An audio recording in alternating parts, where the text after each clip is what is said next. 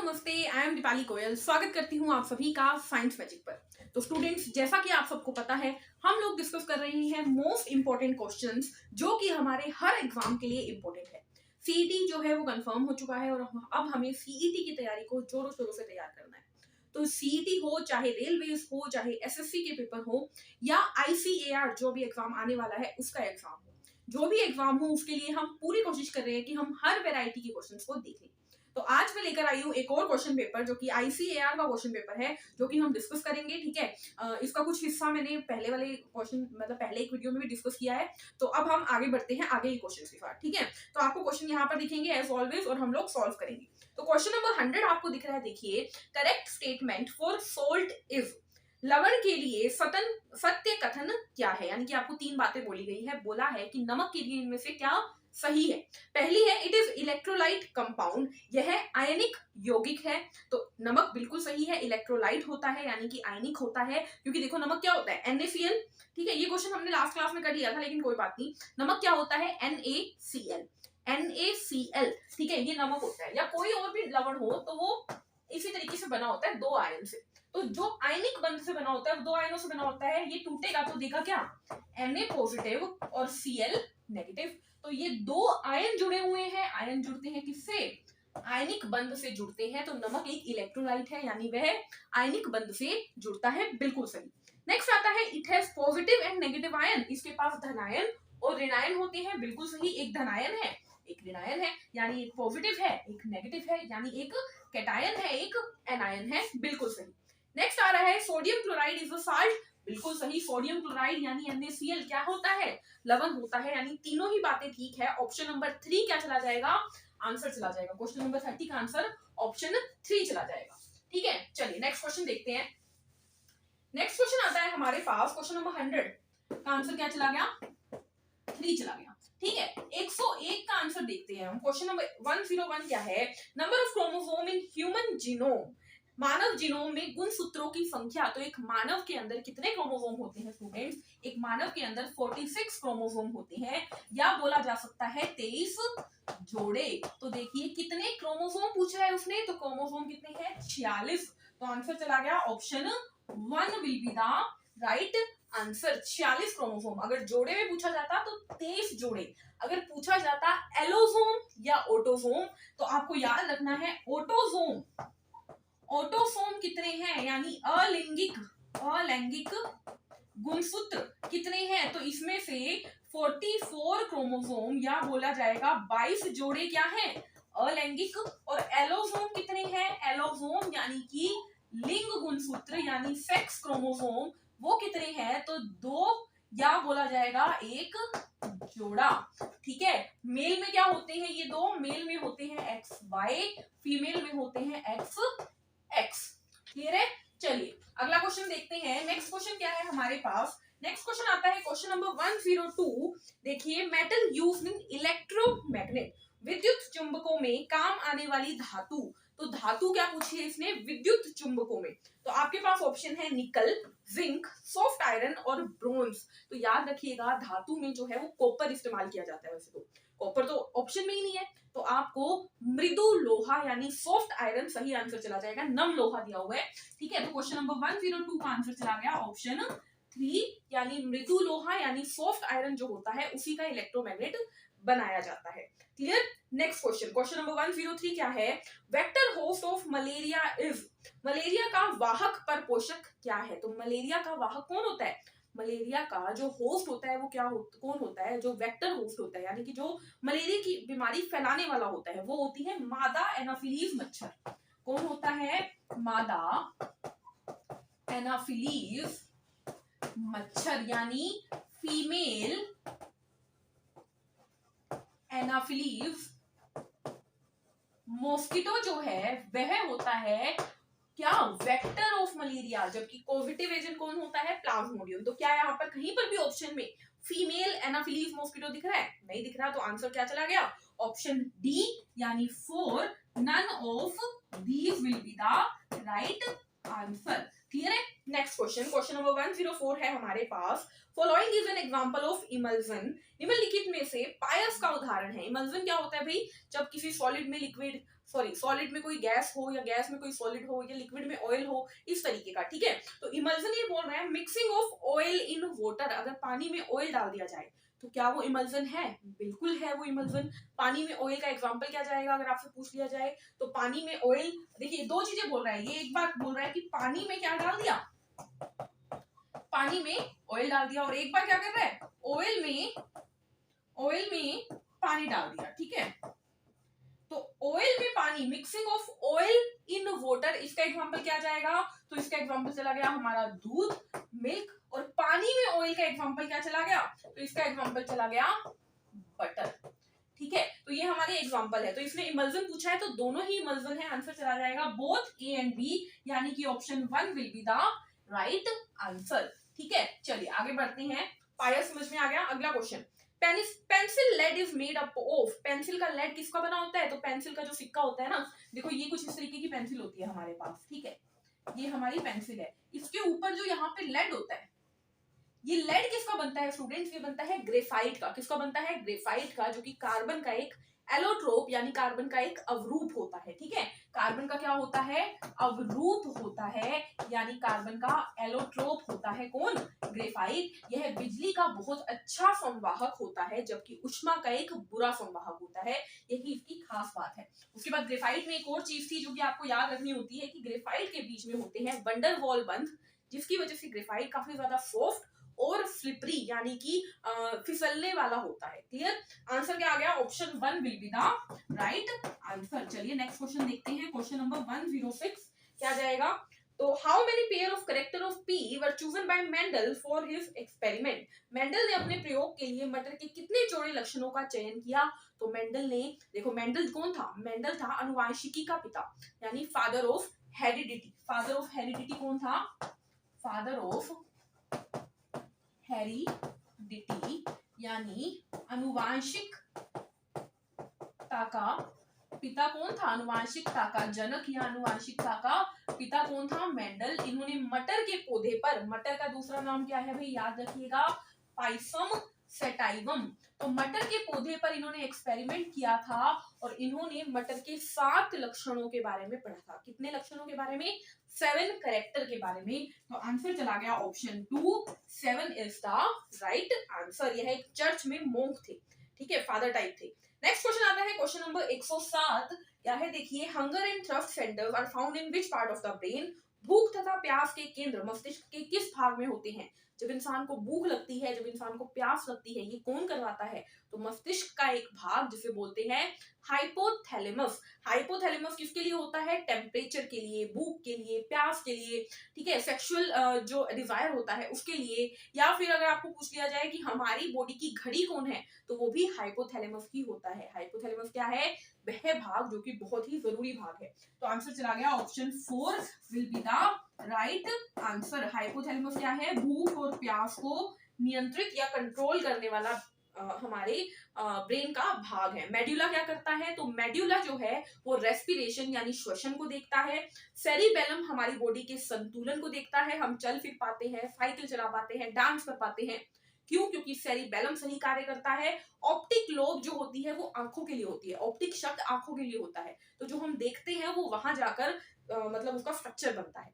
Next question देखते हैं, question number 108, bacterial infectious disease which is caused by sexual contact, A AIDS, B syphilis और C gonorrhoea. क्या है question, bacteria जनक संक्रामक रोग जिसका संक्रमण लैंगिक संपर्क से होता है। ऑप्शन है आपके पास एड्स, उपदंश या सुजाग। तो देखिए एड्स, उपदंश और सुजाग तीनों ही किससे होते हैं, लैंगिक इंटरकोर्स से होते हैं, ठीक है, यानी कि जो सेक्सुअल इंटरकोर्स होता है या लैंगिक संपर्क होता है उससे फैलने वाली बीमारी है तीनों ही। लेकिन बैक्टीरियल कौन है, तो एड्स होता है HIV विषाणु यानी वायरस की वजह से, जबकि गोनोरिया और सिफिलिस दोनों ही बैक्टीरिया से होते हैं। तो बी और सी सही आंसर चला जाएगा, तो option 2 will be the right answer. Next question आता है क्वेश्चन नंबर 109, ह्यूमन आई कंटेन्स, मनुष्य नेत्र में क्या पाया जाता है, तो मनुष्य के नेत्र में होता है ऐसा लेंस जिसे बोला जाता है बाई कॉन्वेक्स यानी द्विउत्तल लेंस होता है।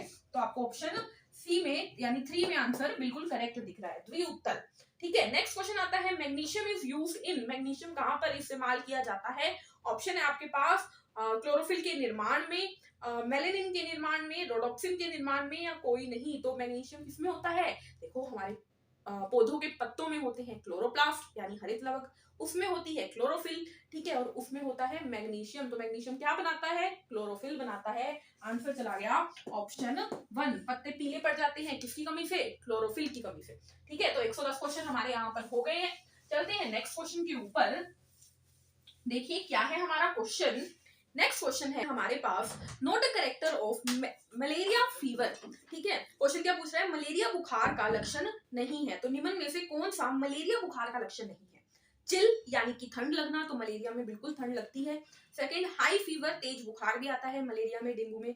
नेक्स्ट, प्रोफ्यूज स्वेटिंग, अत्यधिक पसीना, बिल्कुल सही है। ऑप्शन 4 है पैरालिसिस यानी लकवा, लकवा नहीं लगता भी मलेरिया में, तो आंसर आ गया ऑप्शन 4। तो क्वेश्चन नंबर 111 का आंसर चला गया क्या? क्वेश्चन नंबर 111 का चला गया option 4 will be the right answer, paralysis right answer. Next question आता है क्वेश्चन नंबर 112। देखिए क्या कहता है, दो स्टेटमेंट है आपके पास। Statement A, in an electric circuit the fuse wire should always be connected in the phase wire, यानी कि विद्युत परिपथ में फ्यूज तार सदैव फेज तार से जुड़ी होनी चाहिए। अब इसका मतलब क्या है? देखिए फेज तार कौन सी होती है? जो लाइव वायर होती है ना, उसी को फेज वायर कहते हैं। यानी कि मान लीजिए हमारे घर से जो मेन तार निकलती है, जिससे कि करंट हमारे घर में आ रहा है, उस मेन तार को फ्यूज की उस मेन तार को फेज वायर या लाइव वायर कहते हैं। अब उसी वायर के साथ फ्यूज को जोड़ा जाता है, ताकि अगर गलती से पीछे से बहुत तेज करंट आ जाए तो हमारे फ्यूज से पहले वो कनेक्ट है, तो फ्यूज क्या करेगा? फ्यूज की जो तार होगी उसका मेल्टिंग पॉइंट कम होता है, वो पिघल जाती है और वो टूट जाता है, जिससे कि घर में इतना तेज करंट नहीं पहुंचेगा। समझ रहे हो? दोबारा सुनो। देखो क्या होता है, हमारे घर में तेज करंट ना आए उसको रोकने के लिए फ्यूज लगाया जाता है। ठीक है, कई बार ऐसा होता है कि फ्यूज उड़ गया। ठीक है, जब बार बार वोल्टेज ऊपर नीचे होती है ना, तो फ्यूज उड़ जाता है। क्यों उड़ जाता है? देखिए जहां से हमारे घर में करंट आ रहा है ना, उस मेन पॉइंट पे, उस मेन वायर को बोलते हैं लाइव वायर या फेज वायर, उसके साथ फ्यूज को जोड़ दिया जाता है।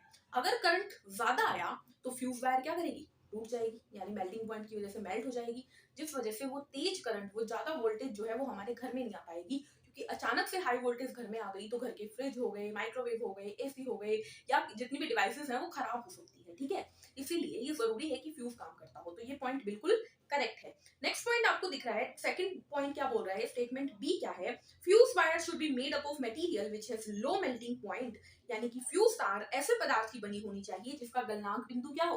कम हो। बिल्कुल सही। लो मेल्टिंग पॉइंट होगी तो जैसे ही करंट तेज आएगा वो जल्दी से पिघल जाएगी।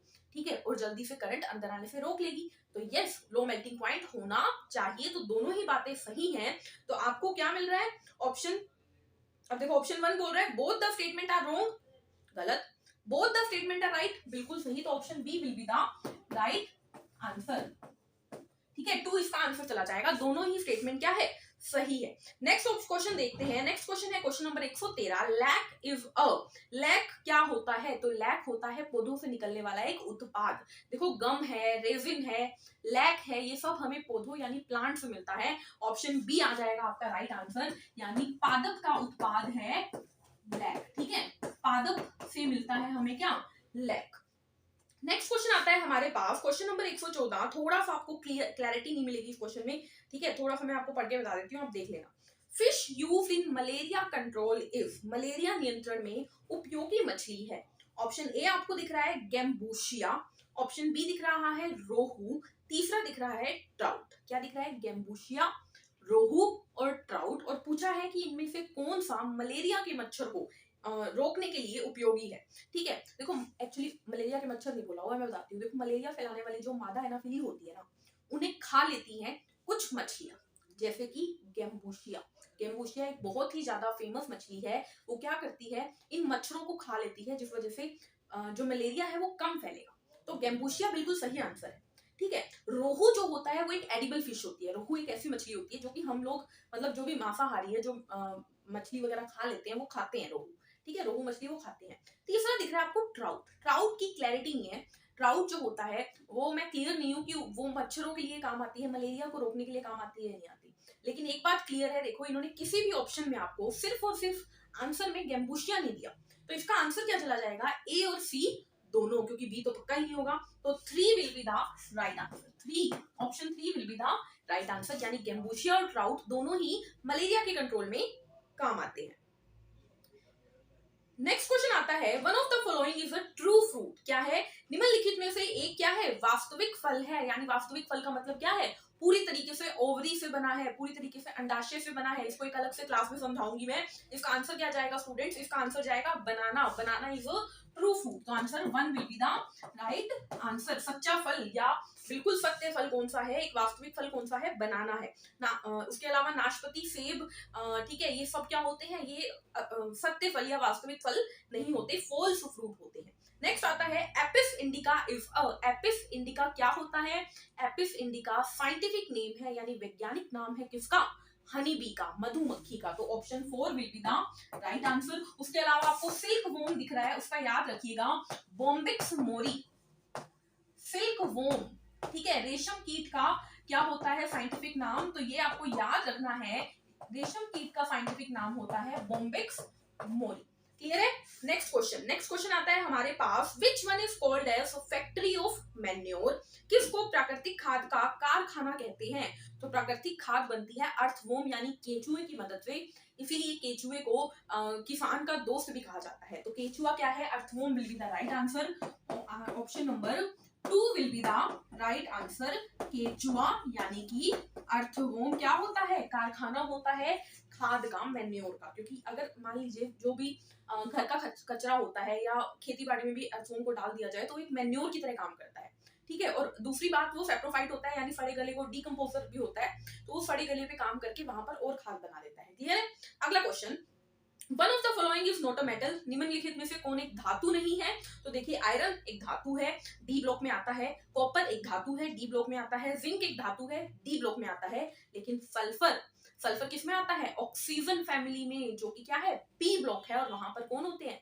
नॉन मेटल होते हैं। तो ऑफ से टेपो यानी ऑक्सीजन, सल्फर जो होते हैं वो क्या होते हैं? नॉन मेटल यानी अधातु। तो आंसर चला गया ऑप्शन 3, यानी कि सल्फर क्या है? एक अधातु है। ये आपको पीरियोडिक टेबल की टेबल याद करनी पड़ेगी, और इस टेबल को याद करने की इजी से इजी ट्रिक मैंने आपको दे रखी है पहले से चैनल पे। आप वहां पर जाके इसे सुनते ही आपको 2 बार सुनते ही आपको याद हो जाएगी। ट्रिक है, कुछ भी नहीं करना, ट्रिक याद कर लेना। क्लियर? आगे बढ़ते हैं नेक्स्ट क्वेश्चन के ऊपर। नेक्स्ट क्वेश्चन है हमारे पास, a person has 44 plus x0 chromosome. कितने क्रोमोसोम है?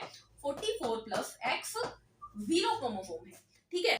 इट इज यानी यह है, अगर किसी मनुष्य के पास ये क्रोमोसोम हो तो उसको कौन सी बीमारी है या कौन सा सिंड्रोम है? तो देखिए, आपको मैंने बताया था एक मनुष्य में कितने क्रोमोसोम होते हैं? 46 होते हैं, जिसमें से 44 क्या होते हैं? 44 होते हैं ऑटोसोम। प्लस होता है या तो XX मादा में, या फिर होगा 44 प्लस XY मेल में यानी नर में। लेकिन अब क्या हो रहा है? ना तो X है ना Y है, इसकी जगह कुछ भी नहीं है, 0 लिखा हुआ है। तो इसको बोलते हैं, अब इंसान में कितने क्रोमोसोम है? देखो, 44 ये है और एक ये है, यानी कुल 45 क्रोमोसोम। जब किसी पर्सन में एक क्रोमोसोम की कमी रह जाए, ठीक है, तो उसे बोलते हैं स्टूडेंट्स टर्नर सिंड्रोम। क्या बोलते हैं? Turner syndrome. तो option 1 will be the right answer. ये मैंने आपको पहले थ्योरी में और क्वेश्चन सीरीज में बहुत बार बताया है, सभी सिंड्रोम के बारे में, टर्नर हो, डाउन हो, जैकोब हो या मेंगोलियन हो, सबके बारे में मैंने आपको डिटेल में बताया है, ठीक है। टर्नर सिंड्रोम समझ में आ गया? एक क्रोमोसोम कम हो गया, हो सकता है किसी भी दिक्कत की वजह से एक क्रोमोसोम कम आया, तो टर्नर सिंड्रोम हो गया। नेक्स्ट क्वेश्चन आता है, question number 120, pearl is obtained from. मोती को प्राप्त किया जाता है, तो मोती कहाँ मिलता है? समुद्रों में। समुद्रों के अंदर जो काफी सारे ऑर्गेनिज्म होते हैं उनमें मिलता है, ठीक है। तो पर्ल ऑयस्टर बोलते हैं उस ऑर्गेनिज्म को जिससे पर्ल यानी मोती मिलता है। तो पर्ल ऑयस्टर क्या होता है स्टूडेंट्स? एक मोलस्क होता है। क्या होता है? मोलस्क होता है, ठीक है। जैसे स्नेल है, स्नेल भी एक मोलस्क है, उसी तरीके से पर्ल ऑयस्टर भी एक मोलस्क होता है, शंख टाइप का, जो जिसके अंदर मोती मिलता है, ठीक है। तो आंसर क्या चला गया? मोलस्क एनिमल, यानी option 4 will be the right answer, ठीक है। तो पर्ल कहां से मिलता है? मोलस्क से मिलता है, ठीक है। अर्थ्रोपोडा की खास बात क्या होती है? तो अर्थ्रोपोडा में, अर्थ्रोपोडा यानी पैर जो होते हैं वो ज्वाइंटेड होते हैं, ठीक है। उसके अलावा आपको ऑप्शन में दिख रहा है क्या? माइंस और चिनकोना ट्री। चिनकोना ट्री भी नहीं जाएगा आंसर, माइंस भी नहीं जाएगा, ठीक है। खदानों से हमें कोयला मिलता है, ठीक है, और चीजें मिलती हैं, ठीक है, हीरा मिलता है। चिनकोना ट्री से हमें क्यूनीन नाम की मेडिसिन मिलती है, मलेरिया की बीमारी की एक दवाई है क्यूनीन, वो हमें मिलता है चिनकोना ट्री से, ठीक है। चारों ऑप्शन के बारे में बता दिया। क्वेश्चन आता है question number 121, correct statement for adrenal gland. Adrenal ग्रंथि के लिए असत्य ओके, नीचे असत्य लिखा हुआ है, ऊपर करेक्ट लिखा हुआ है, करेक्शन कर लेना।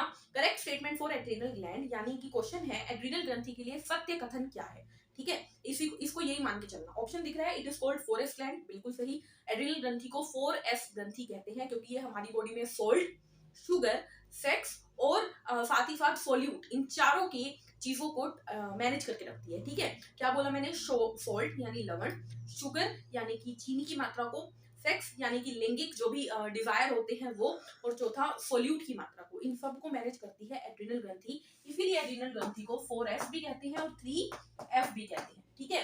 दोनों ही नाम किसके हैं, एड्रिनल ग्रंथि के। तो फर्स्ट पॉइंट बिल्कुल सही है, इसने सही ही पूछा था तो आंसर मिल गया। इसके अलावा आपको ऑप्शन 2 दिख रहा है, इट सीक्रेट थायरोक्सिन, बिल्कुल गलत। थायरोक्सिन तो हमारी थायराइड ग्रंथि निकालती है, एड्रिनल ग्रंथि से तो एड्रेनलिन निकलता है। It is situated in the throat, बिल्कुल गलत। थ्रोट यानी गले में तो हमारे कौन होता है, एक तो थायराइड ग्रंथि होती है, एक पैराथायराइड ग्रंथि होती है। एड्रिनल ग्रंथि तो किडनी के ऊपर होती है, तो ये भी गलत हो गया। तो आंसर चला गया, करेक्ट स्टेटमेंट कौन सी है, option 1 will be the right answer. 121 का आंसर नंबर 1 ऑप्शन चला गया, ठीक है। चलिए एक बार छोड़ ही दो, 122 क्वेश्चन को हम एक बार छोड़ देते हैं, बढ़ते हैं आगे क्वेश्चन नंबर 123 के ऊपर, इसे लीव कर दो एक बार, ठीक है। नेक्स्ट क्वेश्चन आता है, correct statement for ruffed, ruffed के लिए यानी जंग के लिए सही कथन क्या है। तो जंग पहला पॉइंट है, इट इज फेरिक ऑक्साइड, यह एक फेरिक ऑक्साइड होता है, बिल्कुल ठीक। जंग जो होती है वो आयरन और ऑक्सीजन की मिलने से बनता है, यानी ऑक्साइड है वो फेरिक ऑक्साइड।